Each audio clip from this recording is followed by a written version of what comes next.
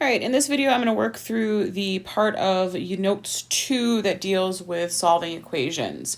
And if you notice in parentheses here, it says getting the variable by itself, which is exactly what we want to do. We're going to isolate that variable.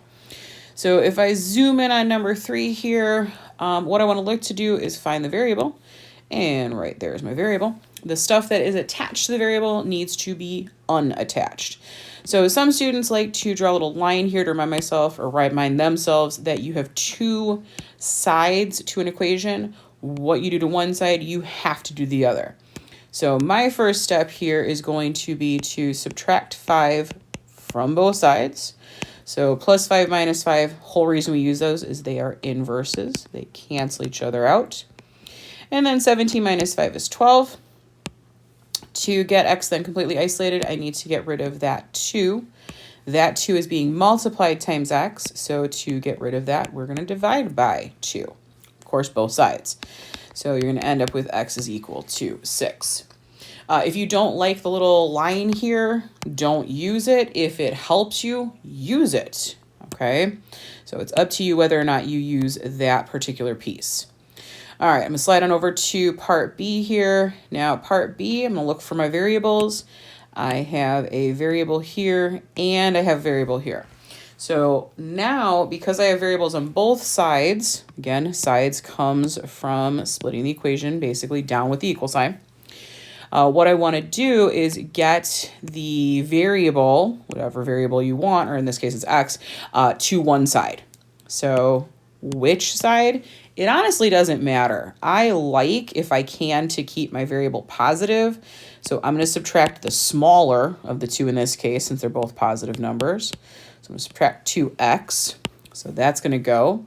4x minus 2x is 2x minus 8 equals positive 6.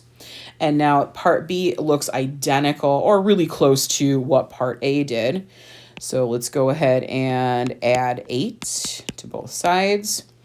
Minus 8 plus 8, whole reason we use it is they cancel. So 2x is equal to 6 plus 8 is 14. And then to finish it off, we're going to divide both sides by 2. As soon as my pencil stops glitching there. So 14 divided by 2 makes 7. So x is equal to 7. All right, so that's the parts of number 3 here. Both of them solved. So let's slide on over to number 4 and see what's up with this one. All right, so problem number 4, we're going to add another piece to the puzzle. While we have variables on both sides, I'm not going to identify them yet because I need to deal with that. And that means that I've got to do a little distributive property. So for the 4, I need to distribute it to the p and to the negative 3, a little multiplication. So 4p. And then I've got 4 times negative 3, which is going to be negative 12.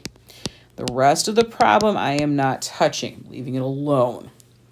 So now at this point, I can look and say, oh, I have variables on both sides. This is true. And what do I want to do? Well, it doesn't matter. Sometimes people like to move the variable to the left side. I'm going to do what I like to do, which is to keep the smaller variable and move it so that the variable stays positive. Does it matter? No, it does not. So minus 4p minus 4p. So negative 12. Let's see if that'll actually, right, there we go, close enough. 8p minus 4p is 4p plus 22. Now that the variable is trapped here on the right side, I need to get rid of the the constant, right? This number here that's also on the right side with it. To get rid of a plus 22, I'm going to subtract, as soon as I start using a pen, subtract 22 from both sides. Negative 12 minus 22, those are both negative, so it's going to make a bigger negative. Let's see, that's going to be 34. It's 4p.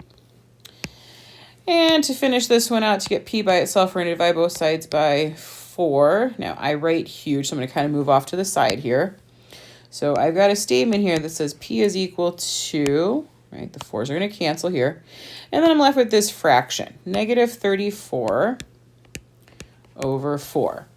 Now, negative 34 over 4 does not divide perfectly. 34 is not divisible by 4. However, As a fraction, I am going to reduce because this numerator and denominator can both be divided by 2. So negative 34 divided by 2 is going to be negative 17. 4 divided by 2 makes 2. So we're going to leave the answer as P equals negative 17 over 2. Improper fractions are totally fine. What is an improper fraction? When the number in the numerator, the top of the fraction, is larger than the denominator. That's what makes it improper, but completely fine answer. So that's all the bits, parts, and pieces to number 4. I'm going to slide on over to number 5 here. Number 5 doesn't have any distributive property. However, I've got some like terms to combine. So on the left side, I've got a z term and another z term. On the right side, I've got z, and I've got a constant. Let me change color here so it's a little bit more obvious. 2 constants that I want to combine those. So lots of stuff going on here to clean up this problem. So let's start on the left side here. 7z plus 9z is 16z. Minus 10 had nothing to get combined with it. Then I've got 3z and 4z, so how about a 7z? And then I've got a negative 5 plus 9, so negative, positive. They're oppositely signed. I have more positives than negatives, so let's go positive 4. Now I've got variables on both sides. I've got constants on both sides. Let's do a little rearranging. So how about negative, subtracting 7z from both sides?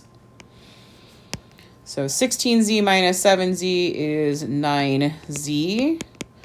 We'll leave the minus 10 and the plus 4 alone.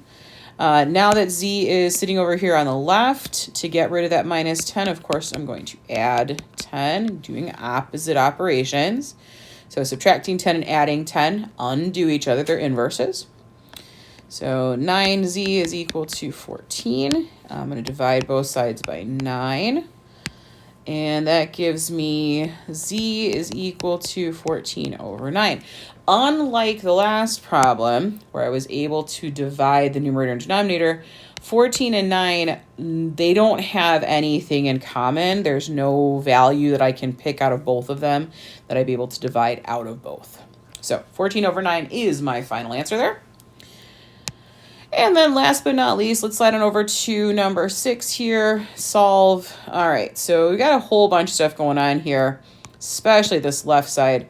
So we're going to start here with distributive property. And that means I'm going to leave the 12p alone. And then I'm going to take the negative 2 times p, so negative 2p, negative 2 times negative 4, positive 8, 7p plus 6. We've got 2p terms on the right, no, that's the left side, left side there. So let me combine those up. 12p minus 2p is 10p, leaving the rest of the terms alone. Now that I've got a single variable on both sides, single constant on both sides, let's go ahead and move some stuff around. So minus 7p, minus 7p. Let's see, 10p minus 7p, 3p plus 8 equals 6. Let's go ahead, now that the variable is on the left side, I want to get rid of the number or the constant that's on the left side. So minus 8 on both sides. So 3p equals negative 2. I had more negatives than I did positives here. And to finish it out, let's go ahead and divide both sides by 3. I know I write huge, shocking. So let's put it off to the side here. P is equal to negative 2 over 3. That fraction cannot be reduced. There is no single number that will divide into 2 and 3 other than 1, and dividing by 1 is relatively useless. All right. So that takes us through the solving linear equation section. Please let me know if you have any questions or concerns. I will pop up another video for the next part of the notes.